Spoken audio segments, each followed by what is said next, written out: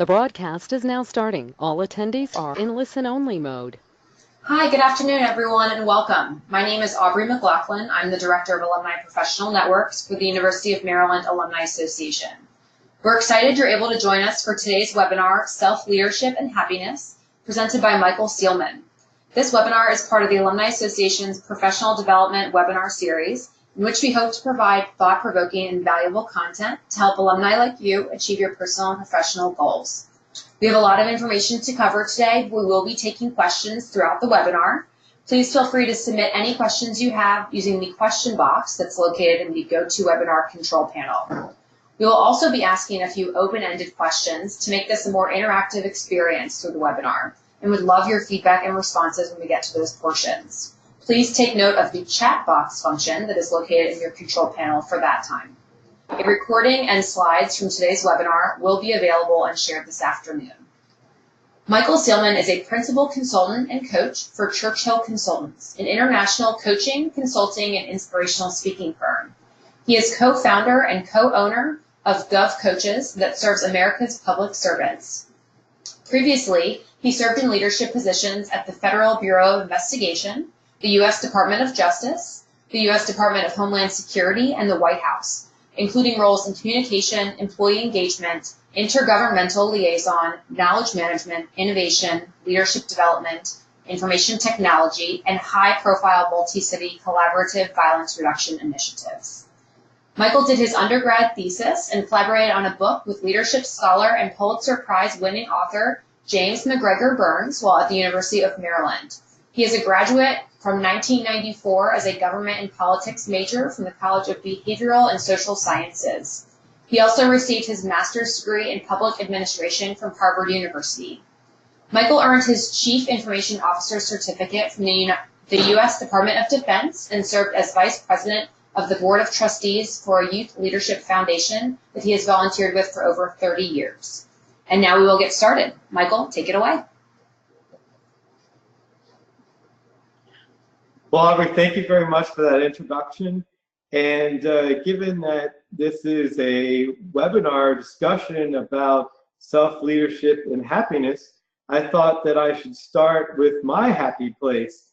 And as you see here in the presentation, this is a picture of the Outer Banks, where my family and I have had many really enjoyable, fun-filled vacations. And given also that I have fond memories of the University of Maryland experience I had that Aubrey mentioned a little bit about. In fact, in my office, I have a little testudo, as you can see here. And also I thought, well, how can I combine this happy place in a picture here of having both the Outer Banks and my experience at the University of Maryland? So what I did is, if you look really closely in the background here is a picture of the Outer Banks, you will see on the beach, right near the waves, a turtle. And let's take a quick look at that. Oh, look at that. So there's Testudo on the beach of the Outer Banks, bringing two of my happy places together. So I just wanted to share that with you. I'm a proud Terrapin. I hope many of you also are proud of your experience at the University of Maryland. So next, what I'd like to do is to talk a little bit about what we're going to cover, and then we'll have chimes for more interaction, as Aubrey said, where you can use that chat box. And that's something I love doing. As a coach, I get to work with people often one-on-one and cover these topics we're going to cover today about leadership and pursuing practices that can increase our happiness. So I'm going to keep the camera on in the beginning, and then when I get deeper into the content, I'm going to turn my webcam off so we can focus on content on slides and the other things that we're discussing, and then I'll turn it back on as we get towards the end. Because I'm going to share some thoughts about leadership, and then I'm going to share some thoughts about happiness and the scientific ways to increase our happiness. And then I'll ask you if you can commit to taking some specific action based on what you learned today. So I want you to have that in the back of your mind as we're talking about these different areas, what action you might actually commit to doing to take this opportunity to begin a new journey of self-discovery and development. So I encourage you to think about it, to take this opportunity to seize this day and commit to that action. So I'm going to turn the camera off, but I just wanted to introduce myself in the beginning here, and we'll jump into the slides. So the first thing here is the topics that we're going to cover. The first one is self-leadership. As Aubrey mentioned, I've had the opportunity to study with a variety of scholars on leadership topics. And one of the most important lessons I've learned, and it's also the focus of some of the coaching that I do, is that we first need to recognize that we're responsible for our own lives and developing habits that increase our ability to lead others. So that'll be the first subject, is self-leadership. And then as a corollary to that, one of the practices that I bring to my clients is 6 daily questions, and these come from Marshall Goldsmith. And if we ask ourselves these questions every day, then it can lead to both us being more effective leaders, achieving our goals, having more fulfilling and enjoyable lives. So the 6 daily questions kind of span both those topics, and that would be segue into what happiness research has told us. So there's actually been scientists that have looked into things that make us happy and that we can engage in proactively to increase our happiness. And then towards the end, be that commitment opportunity that I mentioned, and we'll get into a question and answer where we can have more discussion. So let's delve right in. So we're going to open up this section on self-leadership. And I found a definition from a book titled, interestingly, Self-Leadership. And here's the definition. Self-leadership is that ability to influence your thinking, feeling, and actions to achieve your objectives.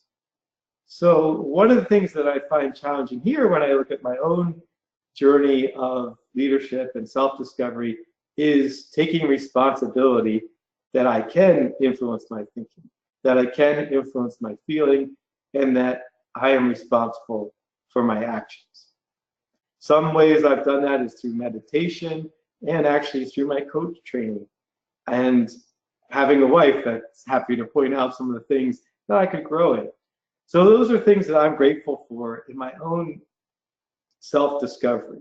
So I encourage you to think about that and to take that perspective of being responsible and able to influence your own thinking, feelings, and actions. And how might you put that into practice? That's the focus of our next section here, these 6 daily questions. So as I mentioned, these 6 daily questions came from Marshall Goldsmith. Marshall Goldsmith is thought of as the #1 executive coach in the world. If you can see all of these air quotes, #1, but he's coached CEOs of Ford Motor Company, of the World Bank, and other Fortune 500 corporations. And that's one of the coaching methodologies that I've been certified in, is to teach with his approach to coaching. And if you wanted to read about it yourself, you could look at his book called Triggers, and I have a little diagram of triggers up on the screen if you wanted to look like what the cover of the book is. So what are these 6 questions? Well, all of these questions start with, did I do my best to? And so while I've broken down the middle part of the questions, think about this, that all of these start with the beginning, did I do my best to? And that relates to what we were just talking about, self-leadership. When we do this examination of our own ability and how we did during the day, it's not dependent on anyone else. It's not dependent on our boss giving us certain resources. It's not dependent on our spouse or significant other doing certain things or supporting us in certain ways, or our children being those perfect angels that we know they can be. So it's not dependent on any external factor. We start each of these questions that, did I do my best to? And then we get to, did I do my best to set clear goals? And these goals can be developed at some point in the day that makes sense for you. I like thinking about my goals for the day as I'm taking a shower in the morning. And I just think about what's the most important things that I would like to accomplish that day. Some people might make lists, or others might talk about them with a friend or a partner. It doesn't matter how you do it. The important thing is that to just every day think about what goals you want to achieve that day. And then at the end of the day, you can reflect and ask yourselves these questions. You can even take that a step further. I like technology, as Aubrey said. I studied technology, and so to get myself to do it more regularly, I have an app on my phone that pops up and asks me at the end of the day to answer these questions and to rate myself on how I did. So that spurs me to do some self-reflection. So at the beginning of the day, I set this goal, or my goals for the day. At the end of the day, I ask myself these questions and then I rate myself. Some people might want to do this accountability measure in a different way. Marshall himself, he has someone call him every day. He's a little bit more old school, calls him on the phone at the end of the day and says, Marshall, how did you do on these questions? And Marshall has these 6 questions, and he has others that he asks himself. So you can tailor these questions to whatever works for you. But I recommend starting with these 6 questions. You can add to it, you can modify them. But these questions are a really good starting point. So what's the second question? The second question is, did I do my best to make progress towards my goals today? Again, these are daily questions. That's why I put the ellipse and today at the end with the question mark, because that's the end of each of these questions. So if we set those goals in the morning and have that practice reflecting them during the day, then we're likely to make progress towards the goals. It doesn't mean that our goal was fully accomplished. We might even have long-term goals that we're just working towards that day. So you can rate yourself, or you can answer your question, did I make progress towards my goals? The third question is, did I do my best to find meaning today? And there may be different ways that we find meaning. I've found, and that's a good thing to do with a coach or a friend, is what's my purpose in life? What meaning do I bring to my life? For me, I like helping people and organizations reach their full potential. And I made a change in my life so that I could do that as my vocation. So I aligned my avocation with my vocation, being a leadership coach, a consultant, and an inspirational speaker. So I have a lot of alignment in that. So as long as I carry out my daily activities with reflecting on the meaning I have for my life and my mission, then it's easier to align those things. The next question is, did I do my best to be happy today? And we're going to, in the next section, talk about what are some of those practices that science has shown can lead to greater happiness. And there may be things in addition to those or different than those that you do to be happy. For me, it's a lot of the things that are on the sheet is to spend time with my family, my friends, like quality time. We're really enjoying each other's company. We're spending some time outside, doing some exercise. We're serving the people I interact with. In fact, this year, as a goal with the new year, I set a goal to look every day for opportunities to serve others. And so sometimes I'm tempted to look at something someone else asked me, or if I, in passing, see something that I might do to be a good Samaritan. My first reaction might be, wow, I have so many things to do today. Do I want to pause to do this? But then I try to look at it from a different perspective and say, this is an opportunity to serve. And then I usually feel happier once I seize that opportunity to serve. So that question about finding meaning and happiness, for me, has some overlap. The next question here is, did I do my best to build positive relationships today?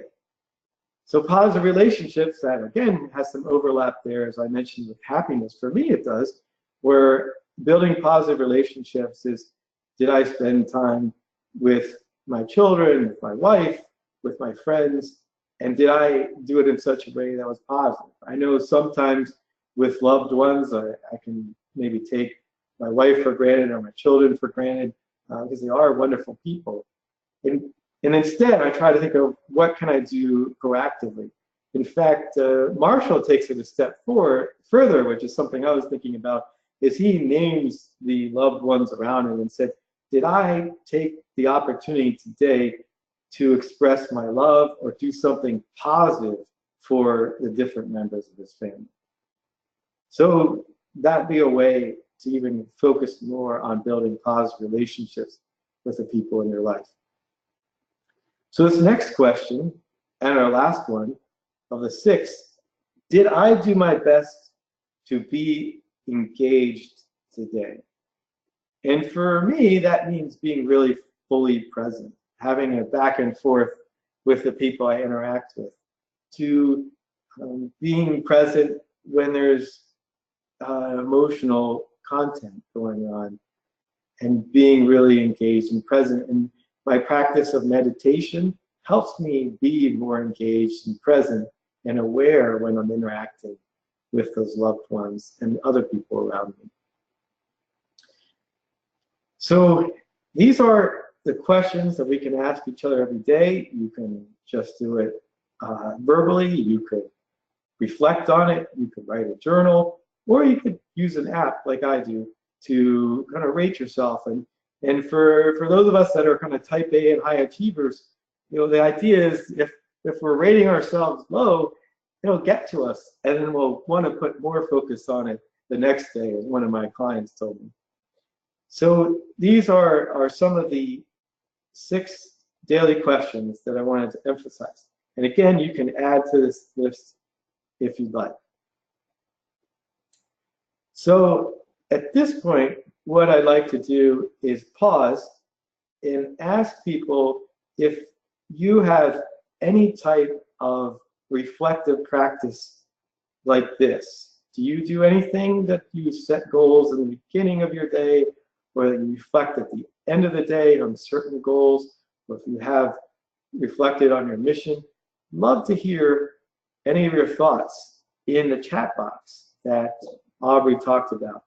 So feel free to take a moment and write any thoughts you have here about these 6 daily questions. We'd love to hear about them. And perhaps, Aubrey, if people write something in there, if you could share, read them out loud, that would be wonderful. So let me pause here and turn it over to you, Aubrey.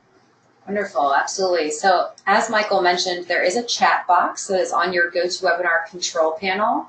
If you wanted to take a moment, share your thoughts with us, and then I can help to share that with everybody that's in the group. So one attendee noted that she uses the notes on her phone to write out goals and plans for the next day or week, and does that almost every single night.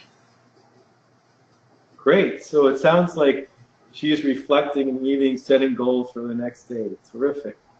And if you'd like to add back, I have a question, like, when you do that, do you then reflect on achievement of your goals or progress towards your goals? So I will give her a moment to respond back. There is a question about, for you, Michael, what app do you use when you're referring to your questions that you ask yourself? Yeah, so there's different apps on iOS, like the Apple Store and the Android Store. And if you type in 6 daily questions or daily questions, then a variety of different apps come up. To my knowledge, they're not sponsored directly by Marshall Goldsmith, but if you search on those terms in either of those stores, or perhaps a different operating system, then you'll be able to find some apps that do that. And I found one of the common things in the apps is that you can tailor the questions to anything you want. So you can type in these 6 questions, or you can type in other questions, and often they pop up at a certain time during the day that you designate, and then you can reflect and rate your accomplishment of these things.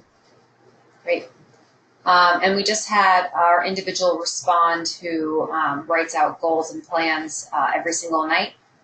She doesn't always get a chance to reflect on if the goals were completed, but definitely something she wants to incorporate into her practice. We do have a couple of other responses that have come in as well. One individual uses a whiteboard in their office to set clear goals, and at the end of each day checks off tasks that are completed and makes a list of what to accomplish the following day, so that when they're ready and arriving at work, they are ready to set the day and go. We also have another individual who reflects in terms of being more interactive with their spouse versus talking at him to build a more positive relationship. So having more of that interactive experience and two-way street. And so, yeah, so we have some great thoughts here. We do have some people who are wondering where people have the time in the morning to do some of these daily affirmations. Some people obviously wake up a little bit more frantic and have a lot of kids or activities that need to get out the door and get ready. And so, Michael, any thoughts on how people who have more of a chaotic schedule in the morning can be able to build this into their practice and into their daily routine? Sure, that's a great question, and there's lots of ways to do it. So as I mentioned, I combine it with another activity that I'm doing anyway, like taking a shower. Another time that I've actually kind of done some reflection is driving, and a lot of people in Washington D.C. area spend a good amount of time commuting, and that's I found a time that could be some reflection. Of course, we want to pay attention to where we're driving and for the driver. But it also usually allows some time to reflect on goals, or perhaps maybe in the morning driving to work, or on the subway, or however we get to work, thinking about our goals, and maybe on the way back, reflecting on how we achieve those goals. Great, thank you. Looks like we've wrapped up our comments for this little portion here. Okay, great. Thank you very much for your help, Aubrey. Let me move on then. We're going to move into the next section of the presentation and talk a little bit more about happiness. We touched on it, but I want to focus on this specifically. And this is a diagram that I found online that I like, that summarizes 10 scientific ways to be happy. And I'd like to focus on those for a few minutes. First, meditation. As I mentioned, that's something that I do personally, and it's something that I sometimes do with my clients in a coaching session, as just briefly doing a little breathing exercise. So kind of piggybacking on that earlier question, when might you have time to meditate? And it could be, meditation doesn't necessarily, if you're not familiar with it, doesn't have to be on a mat with incense burning or something like that. It can be just as simple as having deliberative action and being aware of our bodies a little bit more, whether it's breathing and focusing on our breathing, or it can even be, I've done walking meditation before. For me, I love kayaking, so being out in nature helps me be more in touch in kind of a meditative, reflective state. So meditation can be done in many different ways, and it can be done very quickly. In a coaching session, I might do a breathing exercise with my clients for just a minute or two, or perhaps 3 minutes, having breathing in deeply, taking in a deep breath, and then breathing out. And I usually talk about, it reminds me of when I used to play a music instrument, a wind instrument. I played called a baritone, like a small tuba, that when I blew a long note, it blew out. And then when I breathed in, I had to also breathe in deeply to play those long notes. So that's something I think of in terms of having a little bit of an exaggerated breathing. One of my clients came up with a great experience of kind of breathing in peace in your in-breath and breathing out stress in your out-breath. So for those of us that have hectic lives, that would be a way to build in that meditative practice without dedicating any necessarily special amount of time. But even just a few minutes every day can make a huge difference. So that's meditation. Let's move on to this next area here, practice smiling. So there's different ways of smiling. Sometimes we might have kind of this fake smile that we feel we need to do when we're in some social situation and we're maybe not really up to meeting people, but we put on this smile as best we can. That's not exactly what we're talking about here. We're talking about a real smile, kind of touches the spark in our eyes and pulls up our full face smile. That kind of, like, if you can think about a happy time, something that brings some humor, that can help us have that full body smile. So that's what we mean here. Sleeping more, and sometimes people think they can do it without sleep, or they're fine, or other, maybe we have those hectic lives. As much as possible, we want to sleep, and that leads to having so much more enjoyment in our lives, helps us to be more effective at work, at home, be more patient, be more reflective, have a higher performance. So sleep's really important. Looking for like 7 hours or 8 hours, even if we can do that, it's great. I noticed a huge difference in my day if I've gotten the appropriate amount of sleep, and I feel the added pressure to walk my talk when I'm coaching or doing speaking engagements like this, to make sure that I'm up and positive. And so, like last night, I've got to make sure I have my full amount of sleep, so when I seem happy, I am happy when I'm actually talking about happiness. So really encourage you to, as best you can, carve out that amount of time for sleep. Practicing gratitude. So that's the next one here, as we're kind of going around the circle of different practices. So practicing gratitude, many different ways we could do that. One of my coach instructors talked with us about having a journal of gratitude at the end of the day. We heard one of the participants today doing notes on her phone, so it could be on a phone. One of the best ways, I think, though, to really be in touch with what we're writing is to use our hands, and as part of the writing exercise. That seems to connect with different parts of our brain and become more that full body experience. Gratitude also could be just expressing thanks verbally to others. Something I've done with my family on occasion is ask the people around the table when we're gathered for dinner to say what they're grateful for. And it can be not only good for the person expressing the gratitude, but of course, often the other people around the table are the recipients of that gratitude. So this practice of gratitude can be in many ways. Sometimes I've even thought of some difficult times I've had in my life, and how those dark times have led to, I kind of heard that expression, when one door closes, another door opens. So I try to have that perspective on some of the challenges I've had in my life, how they've led to future opportunities. And so it's sometimes a perspective of the way we think of things, that practice of gratitude. The next one here is helping others. And again, they're not talking about having to necessarily quit our jobs and be full-time caregivers or at a soup kitchen. It could be, as someone talked about, caring for their children or other members of their family, or perhaps a pet, is to maybe doing that a little bit more consciously, that here I'm doing this to purposely help this other creature, and how much that can be rewarding in the focusing on the intent for why we're doing those things that might become mundane daily tasks, but like really reconnecting with the intent. Why are we doing those things? Why are we helping? Perhaps we have an elderly parent that we help as well, or perhaps we do volunteer activities with our church or other social groups or synagogue or mosque.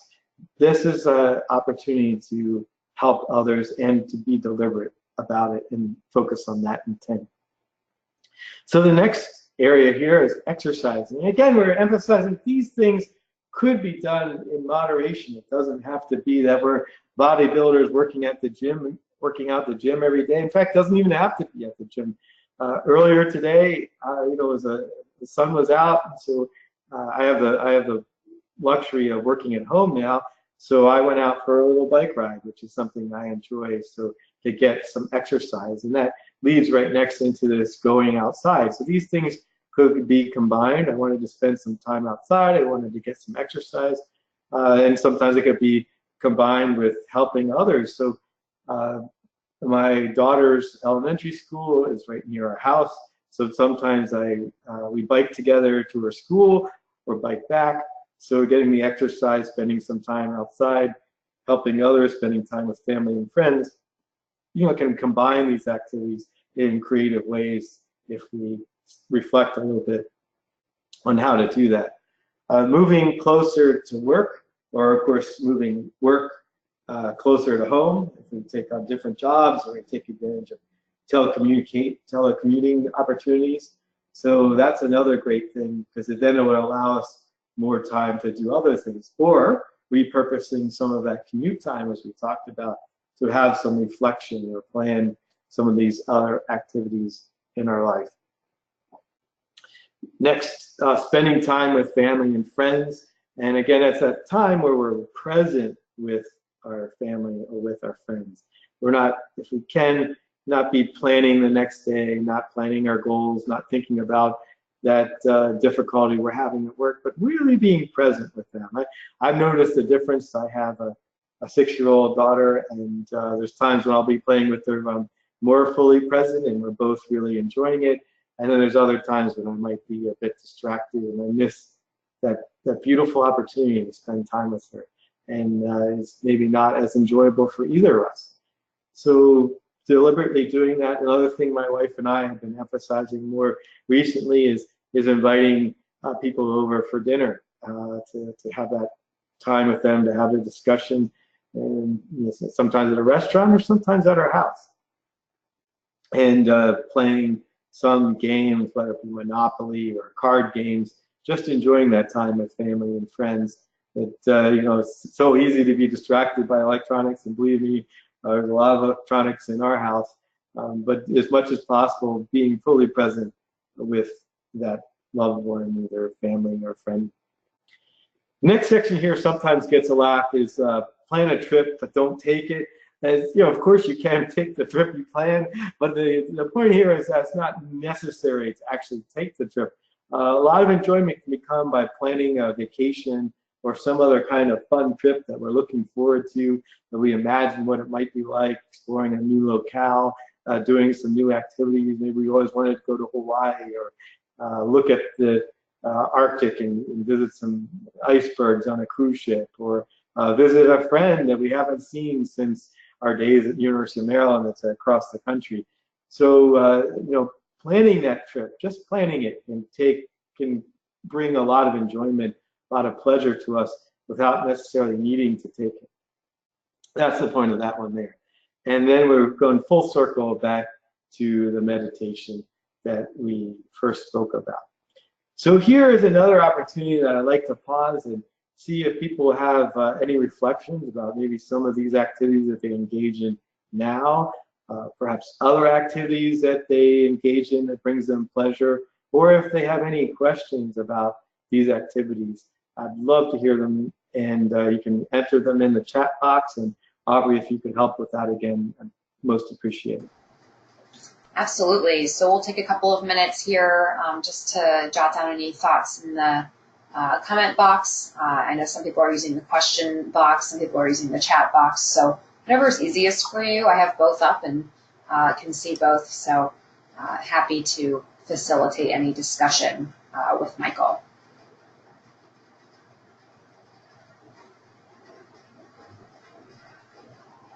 Just out of curiosity, Michael, what is your favorite of these tactics to practice?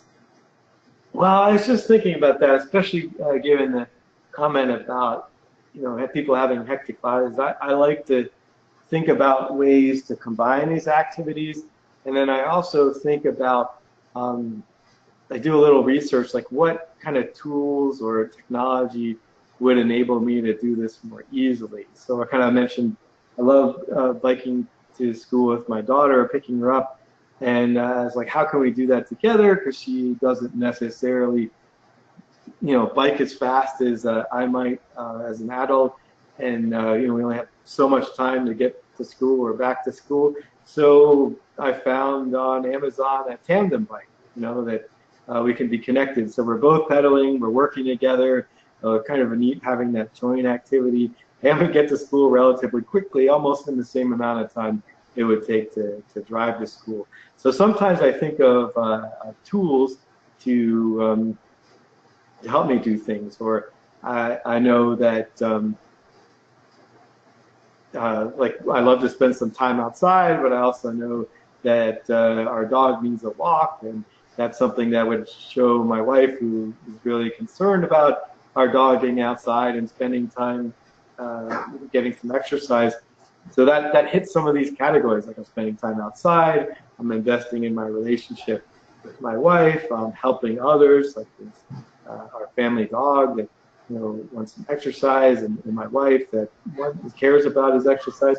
So it's like combining these activities in a way that is very efficient. Awesome. So we do have a couple of questions here that popped up. One of our participants likes the idea of combining these that you're mentioning with practical tasks and things that you're already doing. So using creative strategies like that. That's what she does for meditating, and does walking meditation between meetings and while driving. But did have a question about why it suggests just 7 minutes of exercise. Well, I'm not a expert in this area, and I've seen different things about the length of time people can exercise. Like of course, if you can exercise a little bit longer, I've seen up to 30 minutes a day, getting your heart rate up for some aerobic exercise has even greater benefits. But at least getting up and moving around can have great benefits for health. 7 minutes at a time. It's just something to start with. I mean, it can be even beneficial, more beneficial if we spent more time doing it. A lot of pressures might cause us to have a more sedentary life, but it's good to have at least some time moving around, getting some exercise. Maybe it means taking the stairs up to our office as opposed to taking the elevator, or taking the stairs down, or walking a little bit on our commute. So it could be ways you can build it in. So that's one reason we have that 7 minutes, just to get us started, so that these things are within reach if we're not already doing it. Perfect. And along those lines, I know we have a participant who says, obviously I think we know so many of these, but I think the difficulty lies in actually doing them. And you've touched on this a little bit just in our exchange so far, but how do you create ways of ensuring that you're continuing to include these throughout your day in the face of things like money worries and health worries and kids' needs and all of that? Yeah, that's a great question. And so sometimes I think it's helpful to be creative. So like when I was working in the federal government, sometimes I'd ask people I wanted to meet with to go on a walk with me, and if they were amenable to that. Or maybe let's meet over lunch. And so kind of combining some of these activities. Also, what I try to think about when I feel those pressures is if I do pause and do some reflection, I'll probably be more efficient and effective when I am focused on those things, and then I can accomplish them faster. Another way that some people find helpful is to actually schedule them into your day. So that if we might be tempted to finish that last thing at work, and we say, I have nothing in the calendar after that, but if I actually am used to, I'm kind of trained to follow my calendar, and in the calendar it says, hey, going to the gym from 7:30 to 8:30, or from 6:30 to 7:30, whatever it might be, then, I have it on my calendar, I need to do it. I remember one of my team members, she would do like an acrobatic class, and we might be working on a project, but the rest of us were aware that, on this day of the week, she had that class, she had it scheduled. And so we'd say, okay, you go, and the rest of us will finish it up. And, maybe on another day, she would be there, helping finish projects. So having it scheduled can be powerful, and writing down a goal is also very powerful. So that's what we're going to be getting to next, is committing to an action, making that commitment, making it public. So part of putting it on our schedule makes a commitment to doing these activities. Great. And we just had one more final thought from a participant who says that walking in nature, even walking in the city, is an immediate mood booster for them. So they like meditation but have trouble finding quiet time and space, but are fortunate enough to work in a building that has an outdoor deck and space to walk. And so they often do a few laps in anticipation of, say, a stressful meeting or afterwards to de-stress, just to be able to take that break between projects and clear their head. Yeah, that's wonderful. That resonates with me for sure. I've done things like that myself. And some of my clients, when I'm talking with them, if they have perhaps a performance discussion with an employee or as an employee with their boss that they're nervous about, we talk about that breathing exercise we mentioned in the workplace. It's not, if you're in a cubicle, you could do it in a way that might not be so apparent, or if you're fortunate to have a private office, just closing the door for a moment to take some deep breaths and reflect and be present, walking to lunch or walking around the building or a courtyard or the deck like that participant had mentioned. And I mentioned also after a stressful meeting. I've done that before. I remember when I worked at the FBI, one of my jobs, I was the chief of internal communications for the FBI director. And one time I made a mistake with a message we sent out to 30,000 plus people, and it was my mistake. It wasn't such a terrible mistake, but I was hard on myself, and so instead of kind of turning around and taking it out on someone else, I went out of the building, and it was at the Hoover headquarters building at the time. I just walked around the building, being calm and being more compassionate with myself and saying, mistakes are made, and what would I do next time to prevent that from happening. So it can be, before or after an event, and then trying not to take it out on others. Great. It looks like we've covered all of our feedback. All right. Well, thank you very much, Aubrey. So we're going to kind of zoom back out on our presentation here. And this next area is the committing to an action. And here we see a message written in the sand for us. I thought it'd be kind of funny there.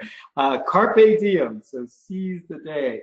So this is our opportunity with some of the things that we heard about to committing to taking an action. And as we mentioned with the exercise, it doesn't have to be a big action. It doesn't mean we're going to necessarily join a gym and go every day for the rest of the year. Not necessarily saying it has to be some major commitment like that.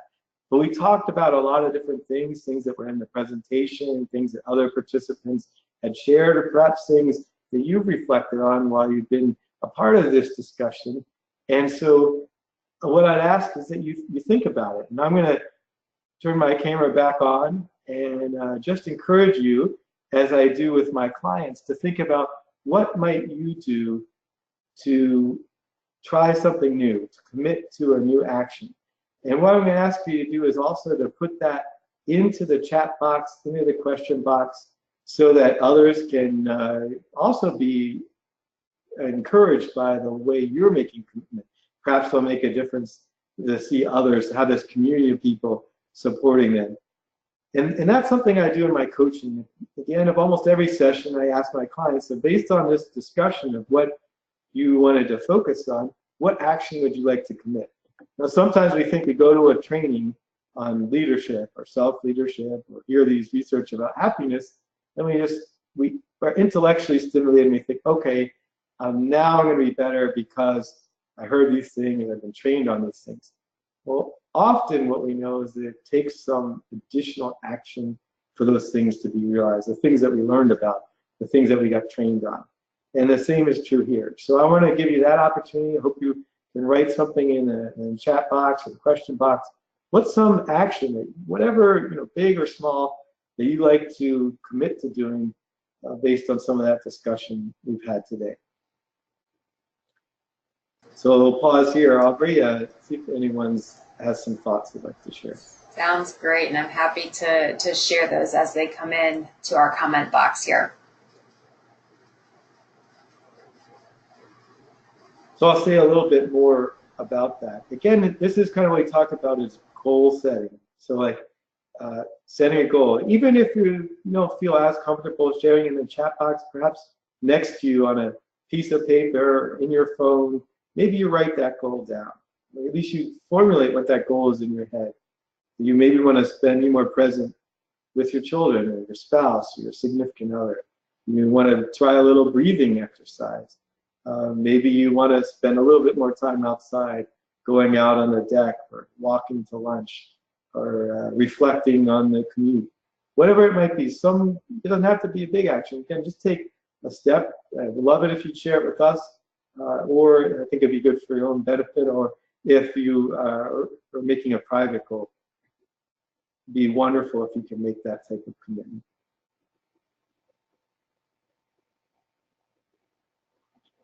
Aubrey, do we have anyone sharing their thoughts?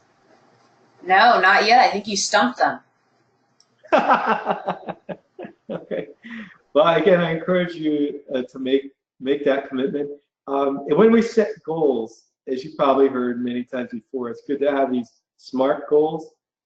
Have them specific, have them some sort of timeline of when you want to achieve those goals. Make sure that they're kind of achievable, measurable. Those are some good things to think about as you're formulating your goal.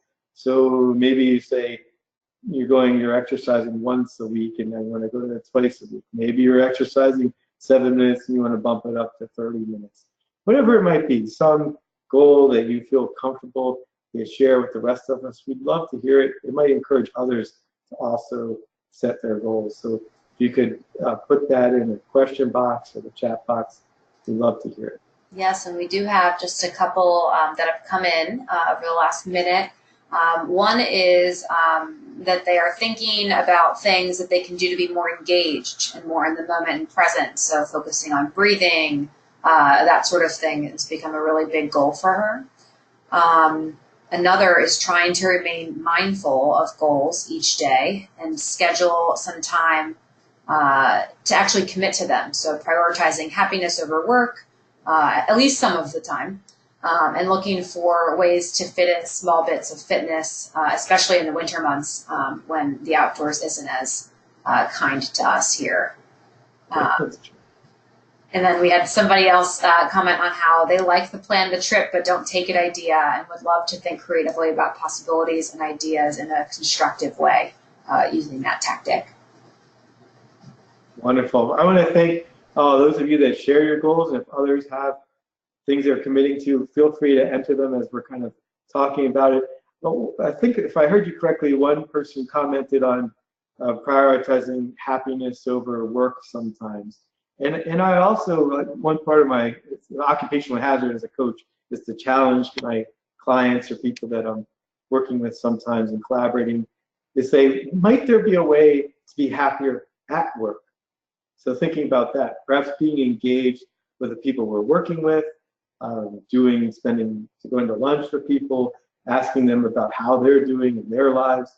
So I might say, is there a way to bring that happiness and work actually together? There might be some overlap. Of course, happiness can be derived from outside work, but we spend a lot of time during our day at work or engaging in work activities. So if we can bring more joy and happiness to our work, that would be wonderful as well. Anything else people have shared, Aubrey? No, it looks like we have covered all of the feedback that we've gotten over the last 2 minutes. Okay, great. So again, to those who were able to share that with us, I'm very grateful for that. And what I'd like to do now is to kind of transition into our question and answer session. And when we do question and answer, there's only so much time we have for it. So I'm also putting up here my contact information, many different ways for people to get in touch with me over email, social media, and on my website I have additional resources. That's churchillconsultants.com. You'll see a section that's resources. I just put them up for anyone that would like to see them. And around a lot of the topics we discussed today are up on that website, and other things about leadership. So I encourage you to take a look at that. So I'm going to leave this up for a minute as we open it up for questions and some dialogue. But this is a way to kind of continue the conversation, as I call it, even beyond our time together. Aubrey? Great. Well, thank you so much, Michael. As he mentioned, we have a couple minutes, about 10 minutes or so, for any additional Q&A that you might have. Just while I give you a few moments to type some questions into the question box, I will be sending a recording of today's webinar, as well as Michael's slides and his contact information in a follow-up email to each of you, so you have that information handy and readily available. So please expect that in the next day or so, and hopefully that can help you in your future endeavors. So again, we'll just take a minute or two to allow for any thoughts, any follow-up questions, anything like that. So Aubrey, while people are doing that, and if they wanted to share other things they committed to, great. But it made me think more about this idea of happiness at work. And I'm really glad that participant brought up that topic. So sometimes I've come in and I speak at people's workplaces, either the supervisors, like the leadership team, or can do presentations about the same topic or other leadership topics. And in those sessions, we try to have fun too. And so at a recent session I did with a fellow terrapin, she invited me to her workplace at the NIH. When we were introducing ourselves, we went out and said, hey, what's a fun fact that people here might not know about you? And it was a really interesting dialogue came out where people shared things that they'd worked together for years but didn't know about. And we had a lot of fun discussing those things. And so that was kind of like a new type of engagement that already effective and positive team got to a greater depth there by just sharing that with one another and having this fun atmosphere. So to think about ways I might do that, when I worked at the Department of Homeland Security, we built into our beginning of our division meetings that one of my team members would volunteer to do an icebreaker, and they would come with the exercise and just spend about 5 or 10 minutes at the beginning of our division meetings, a way to get to know each other more. And I often told my team, it was one of my favorite things about working there was that our time together as a team and these exercises they came up with, it just was quite enjoyable. It brought a whole new dimension to our time at work, so that we incorporated that happiness and reflection and engagement into our workday. I think that's so important, and I think that we spend so many hours at our place of work, and we really only know people or take the time to get to know people professionally, but there is such an opportunity to connect with people on more of a personal level and get to know them and engage with them in a different capacity, given that you're spending probably more hours there and with them than you are with your family and friends. And so that's definitely something that makes me happier in my work as well. And we also try to do a little bit of that in each meeting, and we try to celebrate the small things with one another so that we're able to be engaged and connected in a way that's not just completely work-driven and work-related. So that's a really good thing. You know, and if I could say, Aubrey, because I've had the pleasure of not only working in this webinar with you, but seeing you some of those professional networking events for alumni, and I can see the way you conduct yourselves, the way you interact with your colleagues like Jeff and Amy, that as a team, you guys are enjoying each other's company and serving the alumni community. So it shows through in your work as well. Well, thank you. That's good to hear. I'm happy that it is coming across externally as well. So I guess we have no questions, Michael. You have been incredibly thorough with our audience here and engaging throughout. So I think that they're a little question shy. But I will encourage you, if you do have any questions or think about any questions after we end this webinar here this afternoon, please feel free to get in touch with Michael. He is a wonderful resource for all of your needs, and I would highly recommend getting to know him, connecting with him on either LinkedIn, going to his website, sending just a quick introductory email just to help forge that relationship. Michael, before we close, is there anything else you want to cover before we wrap up here today? Well, I want to thank you, Aubrey, for this opportunity and for the Alumni Association. I really appreciate the opportunity. As I mentioned, my New Year's resolution is to serve people every day. I hope that I've served you, participants today, in some way. You get some value out of that. That's what gets me excited and gets me going in the morning. And thank you for your participation and dialogue. I've really enjoyed that. As Aubrey said, I'd love to have hear from you in whatever methodology of communication you prefer. I'd love to have some dialogue, ongoing discussion. If there's any further way I can serve you, or you have other thoughts or feedback on this webinar and ideas.